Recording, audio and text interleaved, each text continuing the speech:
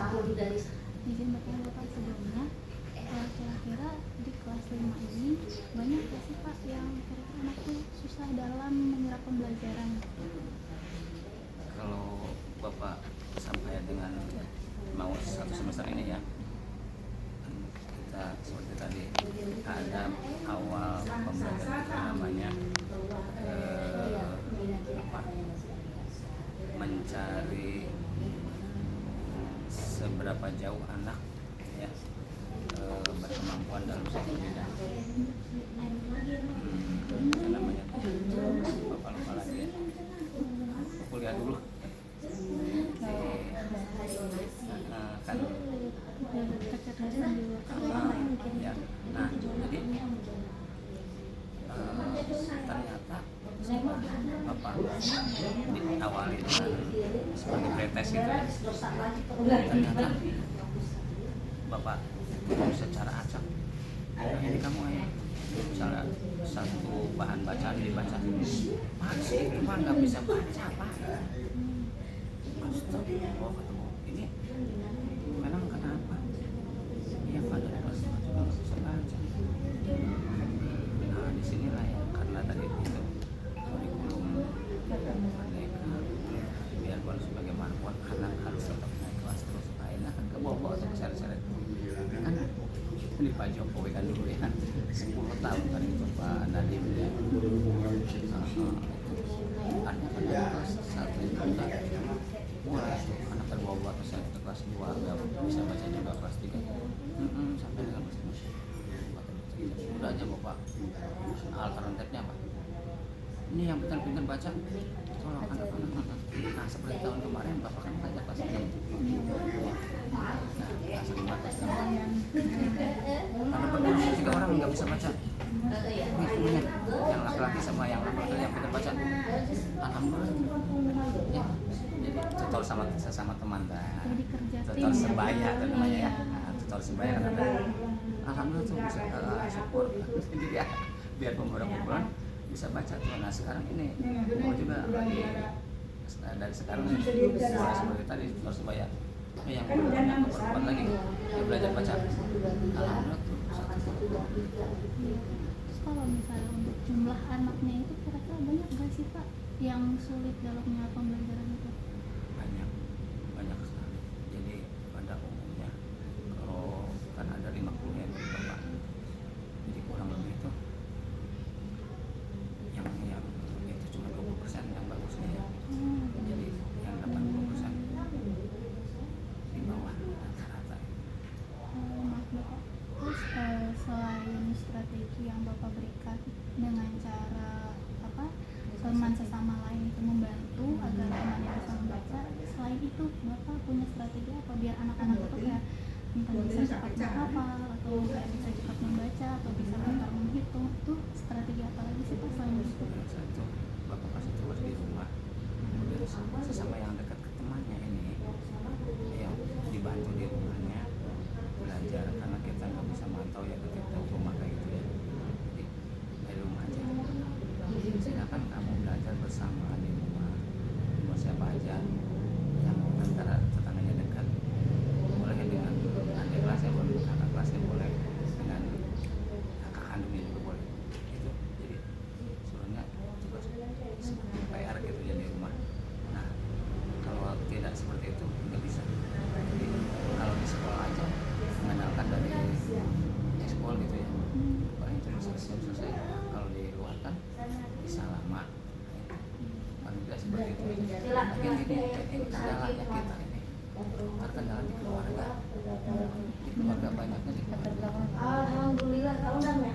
Kita ya di biasa ini biasa satu nih sobat satu kendalanya. Jadi pada umumnya anak-anak keluarga itu apa sih pengen dimiskin apa ya gitu pengennya tuh semuanya serba gratis pengennya pokoknya apa aja gitu. Jadi makanya Yang harusnya mereka sanggup untuk membayar tapi tidak.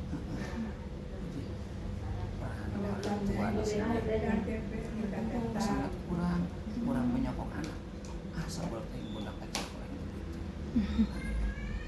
Jadi dijelaskan Jadi si anak juga sudah dikasih tahu setiap hari Sabtu pasti ini 20%-nya agak sekolah gitu. Ya jadi seperti itu, jadi nggak peduli, jadi ada aja alasan, maaf ya sakit, maaf ya ada keperluan keluarga, keperluan yang datang itu, jadi ada aja. Jadi apalagi yang nggak ada kabar udah, jadi nggak peduli sama anaknya sendiri. Ya sebutnya apa, sampai anaknya nggak bisa baca juga peduli aja.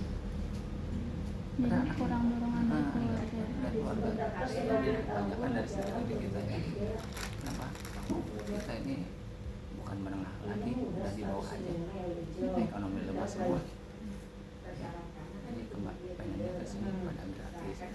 Kalau ada kan banyak santunan.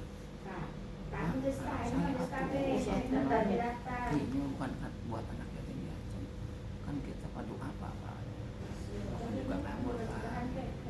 Gitu. Jadi mau bayaran apapun sulit. Mau beli buku LK saja jarang-jarang. Itulah jadi pada umumnya ya tingkatan ekonomi ya andalan sama menunjukkan kemudahan. Iya benar. Itu banyak kan dokter? Banyak. Oh banyak. Ada yang nikah lagi, ada yang sedih, ada yang begitu. Assalamualaikum warahmatullahi wabarakatuh. Baik, sebelumnya perkenalkan nama saya Giana Nurul Hikmah dan saya Fanya Azahra. Ya, kami dari kelompok 10 ingin membahas hasil wawancara dan observasi kami di sekolah SDN Adiarsa Barat 1. Ya, di situ kondisi kita mengajar dan terjun melihat anak-anak di kelas itu. Kita ini dengan tema kesulitan belajar pada anak. Nah, kita melihat di situ kurang lebih 50% anak-anak yang kurang dalam membaca tulisan bahasa Arab, menulis tulisan Arab, juga menghafal.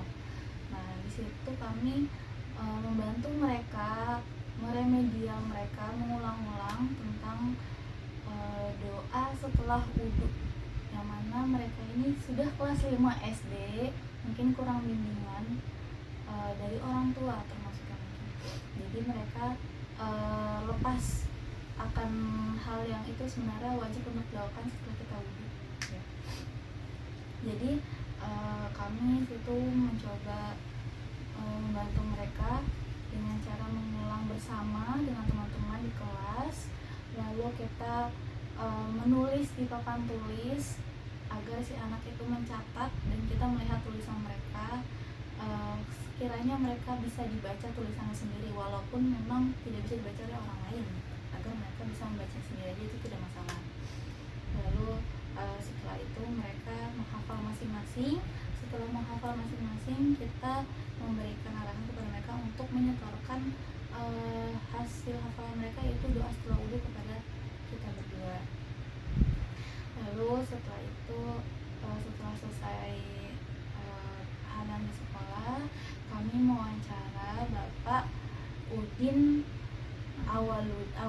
Amiluddin, maaf sebenarnya Bapak Udin Amiluddin SPDI, yang mana beliau ini sudah mengajar selama 5 tahun lebih di sekolah SDN Adiarsa Barat 1. Nah, yang kami tanyakan adalah apakah Bapak sudah memberikan strategi pembelajaran yang lain terhadap anak-anak gitu, karena mereka ini dalam hal menghafal saja lumayan lambat gitu, bahkan cara mereka membaca pun masih terbata-bata. Lalu si Bapak ini melihat bahwasanya mereka ini memang kurang dukungan dari orang tua, ekonomi, orang tua yang mensupport, maksudnya ekonomi dan inisiatif kepada diri mereka masing-masing untuk belajar, keinginan belajar mereka itu kurang dalam literasi dan numerasi. Nah, lalu di situ saya bertanya, kira-kira Bapak sudah memberikan strategi apa Bapak sebelumnya gitu. Nah, si Bapak ini memberikan strategi dengan cara tugas kelompok atau membantu satu sama lain. Jadi ketika si temannya ini tidak bisa membaca, si bapak ini meminta bantuan kepada temannya untuk membantu temannya ini dapat lancar membaca, kayak menuntun bersamaan gitu. Jadi mereka seperti belajar kelompok kurang lebih seperti itu. Lalu dalam hal menghafal, si bapak ini juga sama melakukan hal yang sama, yaitu dengan cara mengulang-ulang di kelas seperti yang sebelumnya saya dan rekan saya ini di kelas lakukan. Dan untuk hal menulis pun si bapak juga sebenarnya sempat membuka les privat, ya les privat atau les yang mana guru-guru di sana itu tidak memberikan nominal harga, tapi secara gratis dan cuma-cuma. Namun mungkin karena memang kurang minat dari orang tua dan anak-anaknya masing-masing, makanya mereka ini kurang dalam pembelajaran itu. Jadi itu yang mungkin bisa kami dapat simpulkan dari hasil observasi kami. Dan sebelumnya saya juga telah mewawancara salah satu murid di kelas 5 SD Adiansa Barat 1. Saya alihkan kepada teman saya, yaitu Fanya Azhar. Baik, terima kasih. Saya juga mewawancarai murid di kelas 5 SD Adiansa 1 yang bernama Noval. Dia bilang pas setoran kepada saya, dia terbata-bata. Saya tanya, kenapa kamu setoran kepada saya masih terbata-bata?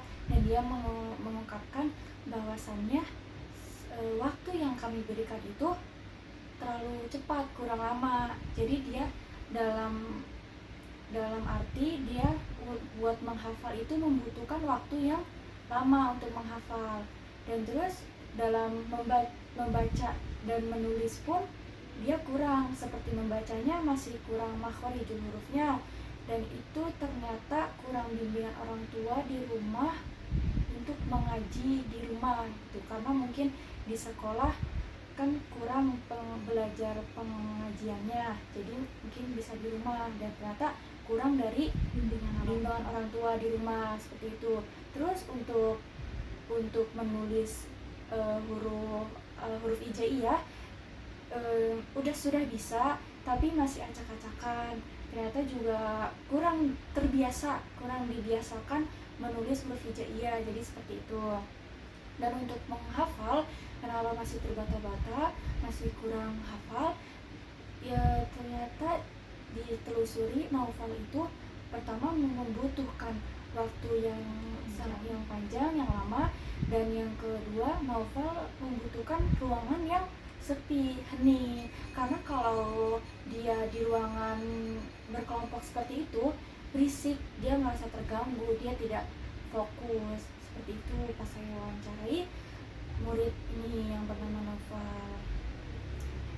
Baik, mungkin sekian dari hasil pembahasan observasi dan wawancara yang telah kami telusuri di SDN Adiarsa Barat 1. Untuk kurang lebihnya kami mohon maaf jika ada salah kata dan salah ucap.